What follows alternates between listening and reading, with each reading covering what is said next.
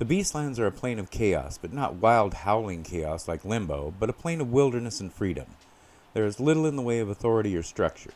Some gods make their home there and have some authority over their pantheon and worshippers, but for the most part beings survive on their own merits. The plane also has a corrupting effect on visitors, slowly turning them into beast-like creatures. Another source of limited authority are the Beast Lords, being of great power that represent a particular species of animals. One such is the Lord of Cats. He is the ruler of all cats, from house cats to mighty predators, at least as far as cats can be ruled by anyone. The Master Cat, as he is also called, is an inherited position, with the Cat Lord retiring and choosing a successor. The Cat Lords are indifferent to most things, caring only about the interests of catkind. They have few friends or allies, except for the elven god of hunting, Solinar Thalandria, who allies with many of the Beast Lords, but has a particular friendship with the Lord of Cats.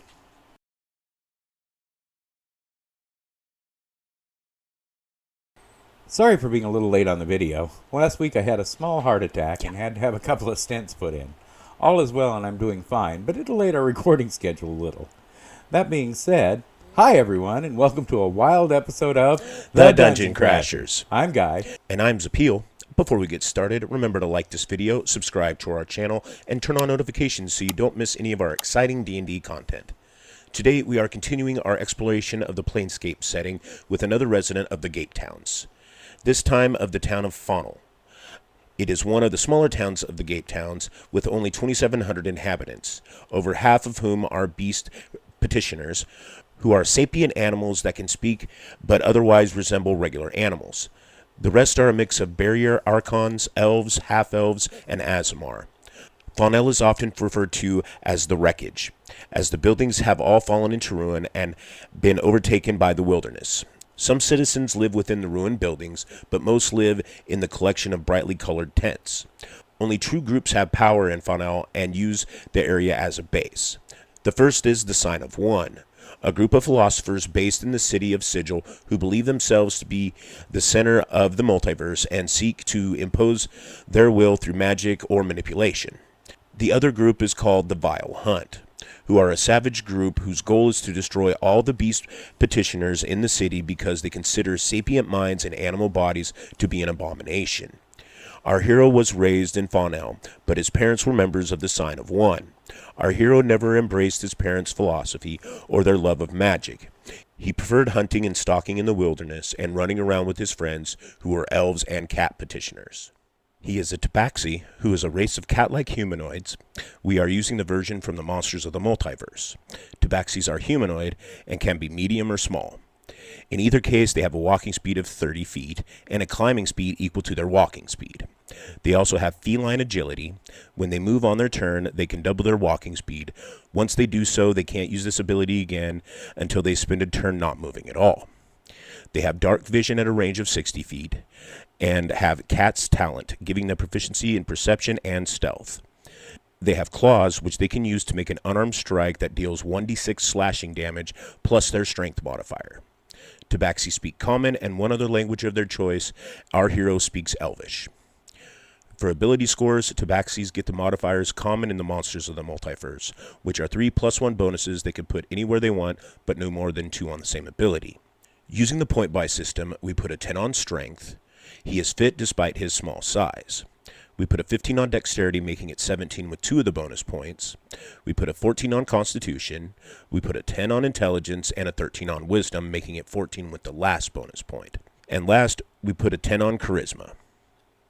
For background, we are using the Gate Warden background from the Planescape setting. It gives the skills Persuasion and Survival, and 2 languages, Abyssal, Infernal, and Celestial, are recommended, and our hero takes Celestial and Abyssal. Fiends are rare here, but demons are far more common than devils. Celestials are relatively common, with Archons in particular being frequently found in the town. The background also gives the Scions of the Outer Planes feat, also from the Planescape setting. When taking it, you choose a plane to be attuned to, and the alignment of the plane determines the powers it gives. The Beastlands are attuned to chaotic good and neutral good, so our hero can choose chaotic or good as his attunement, and he chooses chaotic. This gives him resistance to poison damage and the minor illusion cantrip. He chooses Intelligence, Wisdom, and Charisma as the casting stat, and he chooses Wisdom. He can also cast this without material components or an arcane focus.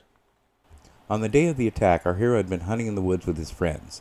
They returned mid-morning, bringing a wild boar back with plans to roast it for their families. As they approached, they smelled the smoke of burned canvases. Speeding into the village, they were met by a barrier archon and a small band of armed elves. They were told that the town had been attacked by the vile hunt, who killed many before being driven off.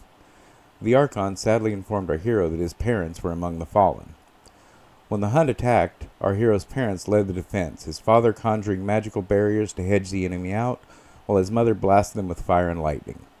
The hunt was prepared for the magic and had their own spellcasters among them. First his mother fell, then his father. His parents' loss wasn't in vain. Their heroism brought the people of Fonel time to form a defense and drive off the enemies, but not without taking great losses. Our hero's friends comforted him, and when he had composed himself, he set himself the task of returning his parents to the city of Sigil to be properly honored by their order.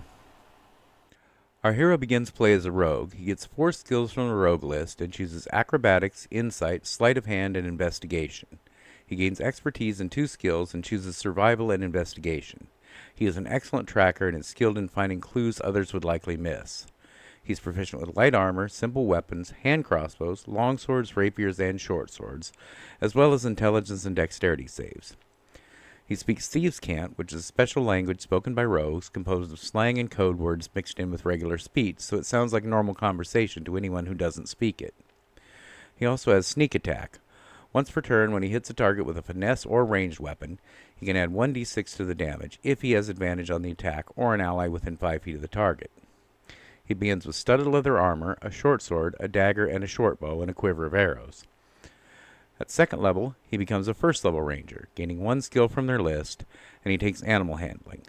We're using the ranger from Tasha's Cauldron of Everything, so he gets Deft Explorer, giving him abilities at different levels. At this level, he gets Canny. It grants him expertise in another skill, and he chooses Perception, and he can speak 2 additional languages. He chooses Sylvan, the language of Fey creatures, and Giantish, which is spoken by trolls and other creatures found in the wilds. He also gets Favored Foe, allowing him to mark a creature when he hits it with an attack. The mark lasts for up to a minute, depending on concentration, and during that time, the first attack he hits a creature on his turn, including the attack used to mark the creature, deal an additional d4 damage. He can use this ability a number of times per day, equal to his proficiency modifier. The damage increases to d6 at 6th level and a d8 at 14th. At 3rd level, he becomes a 2nd level ranger. He gains a fighting style and chooses archery, giving him a +2 bonus to hit with ranged weapon attacks, such as his short bow. He also gains spellcasting. He gets 2 first level spell slots and learns 2 spells from the ranger list, and he takes Hunter's Mark and Zephyr Strike. Both require concentration, so we'll choose one or the other depending on the type of fight. Hunter's Mark lasts for a minute and adds 1d6 to all of his attacks against the chosen foe. Zephyr Strike causes his movement to not provoke attacks of opportunity, and once before the spell ends, he can give himself advantage on one attack, and if that attack hits, it deals an additional 1d8 force damage. When he uses this ability, his movement speed increases by 30 feet for that turn. The casting ability for his spells is Wisdom. We aren't going to invest heavily in Wisdom, so we are choosing spells that don't require attack rolls or saving throws when possible.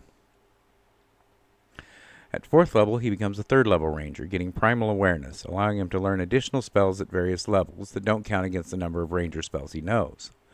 The one he gets at this level is Speak with Animals. He gains a 3rd first level spell slot and can also learn another ranger spell and learns Absorb Elements. 3rd level rangers also join a conclave, and he joins the Beastmaster Conclave. He gains Primal Companion, which gives him the ability to summon a primal beast formed from his connection to nature. The beast is friendly to him and obeys his commands. He can choose a beast of the land, sky, or sea, and the stat blocks for each are in Tasha's Cauldron of Everything. He chooses the land beast. The beast can appear as any creature he wants that is medium-sized, and his appears as a saber-toothed tiger. The beast acts on its own in combat and can use its move and reaction on its own, but only takes the dodge action unless its master uses a bonus action to command it. The command can be any action in its stat block, including attack. The master can also give up one of his attacks in combat to command the beast to take the attack action.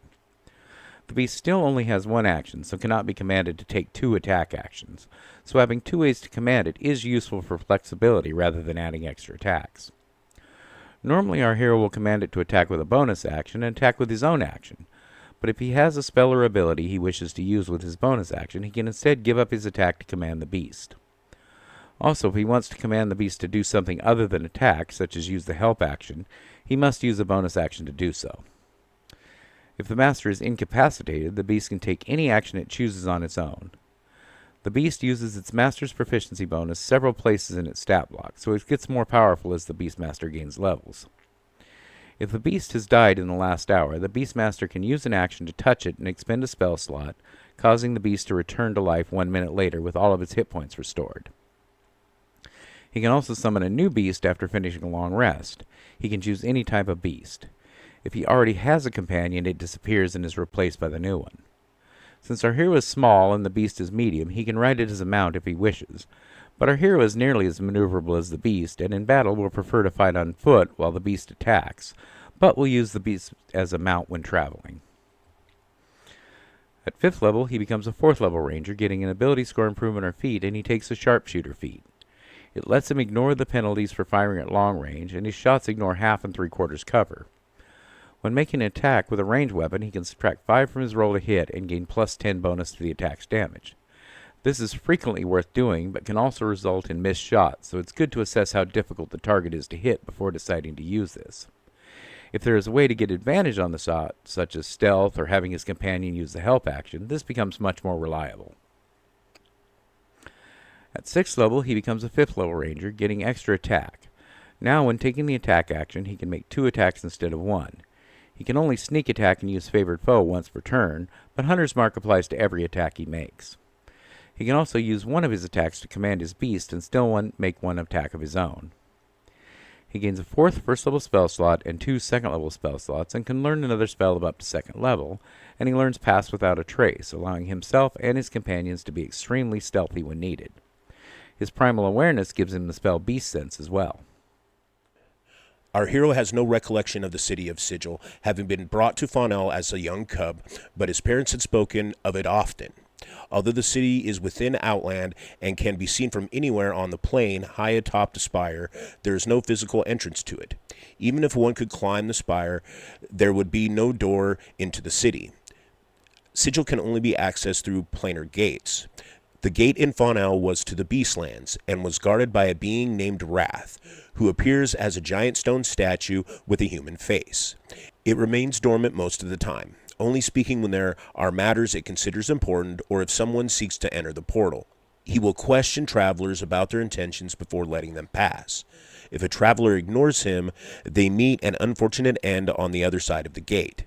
It is assumed that the Wrath arranges this, but no one knows how he does so. Our hero knew that there was also a gate of Sigil somewhere nearby, as his parents had visited there often over the years, but he didn't know where it was or how to open it. He asked many townsfolk if they knew, but either they weren't telling him or they didn't know. So, not knowing where to begin, he decided to ask the Wraith for counsel. It was probably a waste of time, and the Wrath would just ignore him, but he had no other options that he could think of. He approached the pool of water that the gate of the Beastlands was located in and saw the Wraith looming above it. To his surprise, the statue opened his eyes and addressed him. "I know what you seek, little one, and I will aid you. The vile hunt will attack again, and without your parents' aid, they will do more damage. If I aid you in reaching Sigil, you must speak to the Sign of One and ask that they send other agents to Fontenelle to help defend the gate and the center of the internal dreams that his parents guarded." He agreed, and the Wraith instructed him to seek the collapsed spire where the gate of Sigil can be found. It will appear as a lantern or torch holder. However, it can only be activated by the portal key, and while it's likely his parents had one, it could appear to be anything. Our hero first searched his parents' possessions. He had already gathered such things of value as he knew of, and could find nothing that might be a key, so he began searching their residence, until he found a slab of slate buried under the dirt floor. Beneath it was a box containing a candle. He thought that this was unusual enough that it might be the key, so he went to the spire to try it. He built a sled to carry the bodies of his parents, and had a great cat companion pull it. The ruined spire was a massive pile of rubble, and searching it took time, but not as long as it could have. As he searched, he noticed signs of others having moved through the ruins. That guided his search. He finally found what he believed to be the gate, a rusty iron lantern bolted to the piece of crumbling masonry. He inserted the candle into the lantern, and the gate opened, leading to a well-lit room. He and his cat stepped through, and he reached back and collected the candle, closing the gate behind them. At 7th level, he becomes a 2nd level rogue, getting cunning action, allowing him to dash, disengage, or hide as a bonus action. This is an ability that will compete with commanding his beast for the use of his bonus action, so he will sometimes find himself giving up an attack to command the beast. This is a useful ability for him. As an archer, being able to disengage from enemies in melee is vital, and with his tabaxi speed, dashing while also doubling his walking speed gives him incredible mobility. Combined with his Zephyr Strike, this can be ridiculous. At 8th level, he becomes a 3rd level rogue, gaining his roguish archetype, and he becomes a scout. He gains proficiency and expertise in nature and survival skills. He already has this for survival. We took it already because survival is important to his character concept, and we wanted it at a lower level. But if you don't want to waste part of the class feature, you can take expertise in a different skill earlier and get expertise in survival now. He also gains the ability Skirmisher. When an enemy ends its turn within 5 feet of him, he can move up to half his speed as a reaction without provoking attacks of opportunity. This is an incredible ability for an archer, allowing him to stay out of melee range without using an action on his turn. This will combine well with his optional ability from Tasha's that he gets at this level called Steady Aim. If he doesn't move before attacking, he can use his bonus action to gain advantage on his next attack roll, after which his movement is considered 0 until the end of his turn. This is a good way to set up a sneak attack and to recharge his feline agility. It does require a bonus action, but he can make an attack with advantage and then use his second attack to command his beast to attack. His sneak attack also improves at this level, becoming 2d6. At 9th level, he becomes a 4th level rogue, getting an ability score improvement or a feat, and he takes the Cohort of Chaos feat from the Planescape setting. It lets him increase his dexterity to 18 and gives him Chaos Flare. When he rolls a 1 or a 20 on an attack roll or saving throw, chaos magic flows through him, creating an effect. Roll a d4 to determine what happens. On a 1, a creature of his choice gains Battle Fury, giving it advantage on attack rolls and disadvantage on ability checks. On a 2, he creates a distortion field. Any creature that starts its turn within 5 feet of him or moves into that range for the first time on its turn takes 1d8 force damage. On a 3, he becomes unbound, and when he moves, he can use some or all of his movement to teleport up to a distance to an unoccupied square he can see. And on a 4, he creates Wailing Winds. In a 15-foot radius around him, creatures in the area, including himself, have disadvantage on wisdom saving throws. The flare lasts until the end of his next turn, and no new flares can be created until the current one expires. At 10th level, he becomes a 5th level rogue, gaining Uncanny Dodge. When he takes damage, he can use his reaction to half that damage. This is a powerful ability, but as you have probably noticed, he has a number of uses for his reaction, just as he does his bonus action. It will be important to play this character strategically in order to get the best uses out of his abilities. His sneak attack improves again here, becoming 3d6. He has multiple ways to set up sneak attack, and combined with Sharpshooter and either Favored Foe or Hunter's Mark, he can deal a lot of damage with his arrows. He arrived in an unfamiliar place. It seemed to be an antechamber of sorts. Behind him where the gate had been was a blank wall with only a single lantern mounted on it. He tucked the candle into his pouch and went to explore his new environment. But before he could go far, a male figure entered the room. The man was exceptionally tall and had a pair of feathered wings on his back and curling ram-like horns on his head. The man spoke and said, "Welcome, visitors," seeming to acknowledge both he and his saber cat. The cat let out a low growl that indicated it didn't see this man as an enemy. The man continued and said, "What brings you to the House of the Sign?" Our hero was taken aback a little by the question, but responded, "My parents were members of your order working in Fonel. They were slain by the vile hunt, and we have brought their remains to be interred according to your customs. I have also been instructed by the Wrath to ask that new agents be sent to protect the Center of Eternal Dreams." The man hesitated for a moment and then continued, saying, "Of course. This is sad news. Your parents were friends of mine. I was there when they announced your birth. If you will allow it, I will summon a priest to tend to their remains. Have attempts been made to restore them to life?" Our hero answered that a priest had attempted to raise them, but the magic failed. The man looked concerned, but said nothing, and made a small gesture that seemed to be the sort used in casting spells. In a few moments, a pair of human males entered the chamber and respectfully began to move his parents' bodies. One conjured a magical floating disc, while the other cast a spell to levitate the bodies onto it. The winged man said, "Please come with me. The priest will see to the service, and I will find you chambers to rest until the ceremony. And if you don't mind, I would ask some questions about the state of things in Fonel." Our hero agreed and followed the winged man into the hallway. At 11th level, he becomes a 6th level ranger. From deft explorer, he gains roving. His walking speed increases by 5 feet, and he gains a swim and climb speed equal to his walking speed. His favored foe improves to D6, which is nice when he's out of spell slots, but he will be using Hunter's Mark whenever possible. At 12th level, he becomes a 7th level ranger. From Beastmaster Conclave, he gets exceptional training. If his companion doesn't attack, he can use a bonus action to command it to dash, disengage, or help as its action. This was intended to work with the original Beastmaster. The primal companion from Tasha's, which we are using, already allows him to command the beast to take any action it could take with a bonus action, so this is redundant, but it also allows the companion's attacks to count as magical for overcoming resistance and immunity to non-magical attacks. He also gets a third 2nd level spell slot and can learn another spell of up to 2nd level, and he learns Healing Spirit. It requires concentration, but gives repeated ranged bonus action healing, which can be a huge benefit in a fight. At 13th level, he becomes an 8th level ranger, getting an ability score improvement or a feat, and he caps his dexterity at 20. He is an archer primarily and needs all of the accuracy he can get. This will also help with his armor class and attacks with a short sword. On that subject, I want to mention something that I try to bring up in archer builds. A player can draw or sheath a weapon for free once on its turn. A bow is typically held in the offhand and drawn and fired with the primary hand. This means that he can hold his short bow in one hand and draw his sword to engage in melee combat without having to drop his bow. On a later turn, when he wants the bow again, he can sheathe the sword and begin firing arrows without having to equip the bow. Essentially, he will always have his bow in hand unless he needs both hands for another task. At 14th level, he becomes a 9th level ranger, and he gains a 2nd, 3rd level spell slot and can learn a spell of up to 3rd level, and learns Conjure Barrage. The save DC isn't optimal because we haven't increased his wisdom yet, but there are times when an area of effect attack is needed, and a 60-foot cone can affect a lot of enemies. His primal awareness also gives him the spell Speak with Plants, which can be an amazing information-gathering tool.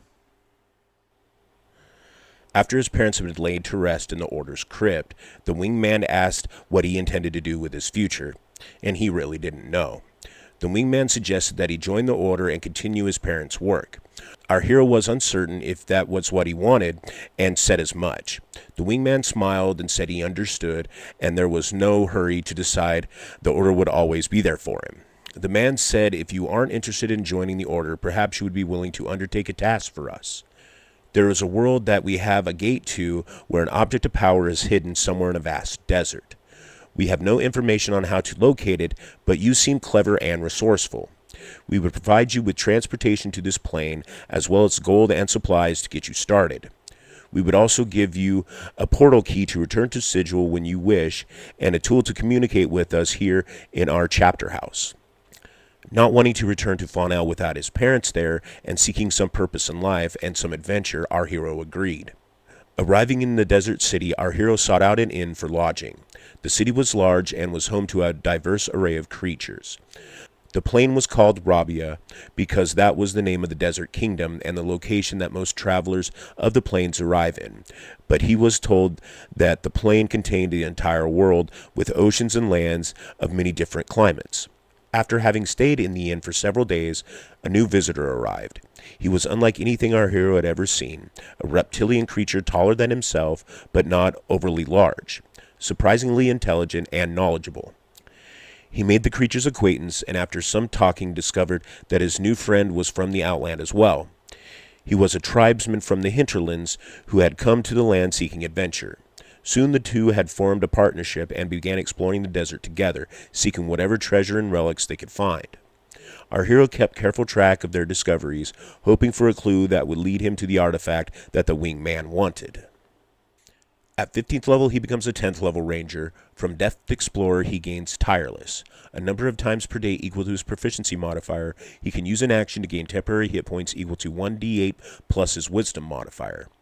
Temporary hit points are always great to have because they not only extend his life, they also protect his concentration, and he will want to be concentrating on something whenever he is in combat, whether it is favored foe, hunter's mark, healing spirit, or zephyr strike. Also, whenever he finishes a short rest, his level of exhaustion is decreased by 1. He also gains Nature's Veil. A number of times per day equal to his proficiency modifier, he can use a bonus action to become invisible until the start of his next turn. This could be used to give him advantage on his attacks or allow him to escape unseen, or possibly both. Unlike the invisibility spell, attacking doesn't end the effect. At 16th level, he becomes an 11th level ranger. From Beastmaster, he gains Bestial Fury. When he commands his companion to attack, it can make 2 attacks or use the multi-attack action if it has it. The primal companion that we are using doesn't have multi-attack, but can make 2 maul attacks instead of 1, making it much more useful in combat. He also gets a third level spell slot and can learn another spell of up to 3rd level, and he chooses non-detection, which can protect him or other target he chooses from divination magic and scrying for up to 8 hours. This can be useful if the enemy is trying to attack him with magic, or if he needs to hide something from someone with divination magic. At 17th level, he becomes a 12th level ranger, getting an ability score improvement or a feat, and he increases his constitution to 16 to boost his concentration checks and his hit points. Our hero is sitting in an inn with his saber cat resting alertly in the shade under the table. He is waiting on someone. A merchant that he has done business with told him that a woman of some means was in town looking for an experienced desert guide to help her with some business she had. The woman appeared very wealthy, and the merchant had recommended he and his friend to the woman, and our hero told the merchant to arrange a meeting. The woman was easily recognizable as she entered the inn. She was incredibly beautiful. Her hijab was of scarlet silk and was designed less to conceal her form, as is the custom, but rather to enhance it. She recognized him as well. There aren't many tabaxi in Robia, so he stands out. She told him of her quest, and although surprised that she was sought to hunt and slay a dragon, he was more intrigued than intimidated. His lizard folk friend had been saying that he sensed something powerful in the deep desert, and his investigations have led him to believe that whatever his friend was sensing might be guarding the artifact he sought. He discussed terms with a lady who he had discovered was a sorceress of no small power, and invited her to come back to his home to discuss things with his partner. His lizardfolk friend seemed more cautious than himself, but still readily agreed to undertake the quest, and the 3 formed an alliance and set off seeking a dragon. At 18th level, he becomes a 6th level rogue, gaining expertise in 2 more skills, choosing thieves' tools and acrobatics. He is an incredibly skilled character with 10 skill proficiencies, with expertise in 5 of them, and expertise in thieves' tools. With expertise in survival, perception, and investigation, he is unmatched as a scout and tracker. At 19th level, he becomes a 7th level rogue, gaining evasion. When he makes a dexterity save to take half damage for an effect, he takes no damage instead, and if he fails the save, he still only takes half damage, and his sneak attack improves again, becoming 4d6. At 20th level, he becomes an 8th level rogue, getting a final ability score improvement or feat, and he increases his wisdom to 16. This will improve the save DC for his Conjure Barrage, but more importantly will improve his survival and perception checks. The adventurers have been searching the desert for some time. Tracking a dragon or any other flying creature is difficult, especially an intelligent one that doesn't wish to be found. The heroes used every tool at their disposal. The lizard folk used divination magic to seek out any useful information. The sorceress interviewed desert nomads, seeking any clues, legends, or rumors, and our hero and his saber cat scanned the desert for anything out of the ordinary. Finally, they came across the trail of a group of kobolds. Rumors had it that a band of kobolds lived in the deep desert and seemed to be better organized than most of their kind, indicating they served a powerful master. Knowing that kobolds have a tendency to serve dragonkind, it seemed a good lead. They were closing on the band, their tracks becoming fresher, indicating the makers were close by. Suddenly their quarry came running in panic towards them. He held his fire, hoping to leave them alive to get information, but one of them cast a bolt of lightning at the party. He loosed a pair of arrows, killing the creature outright, and the fight was on. He and his companions made short work of the little creatures, but were disappointed that they were unable to interrogate them. As they searched the bodies for any evidence, his cat growled, alerting him to a stranger coming out of the wastes. It was an enormous man carrying an even larger axe. The man gestured that he meant no harm, and the sorceress went to speak with him. As it turned out, he was also trailing these kobolds. They had attacked him, and he killed several before the rest fled, and he was pursuing them when he came across the band of adventurers.